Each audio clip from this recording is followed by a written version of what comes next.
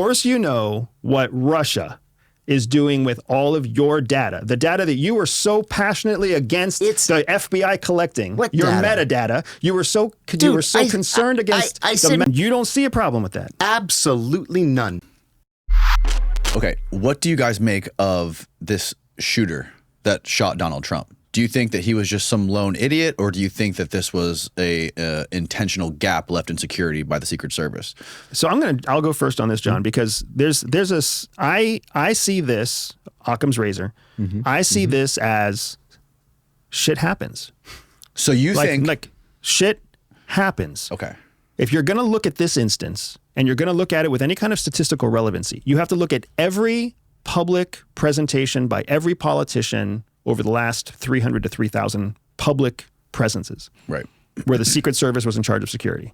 When you put this against a statistically relevant number, you realize this is the exception.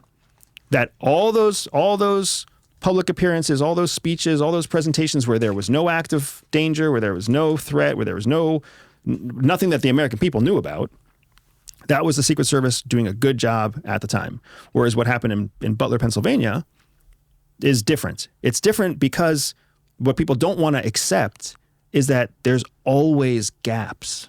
Always. It's never perfect. There's always a chance for tragedy. There's always the opportunity for a perfect storm. It's just that we happen to see it this time. Is it always the case, though, in these situations where the actual counter sniper has a scope on the guy with a gun on the roof that's like 200 yards away? That's part of the bureaucracy. You got to ask this guy for permission to shoot, and then that guy has to ask the chief for permission to shoot, and by then, the sniper's already shot. Right. People don't like to accept it, but they have to accept it. That there is a process. There's a process. Because here's the thing.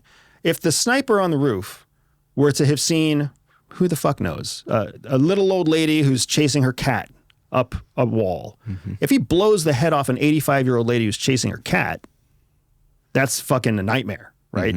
And that's not something that that's, again, a demonstration of the incompetence of the Secret Service. So there's a process. Call something in, get something approved.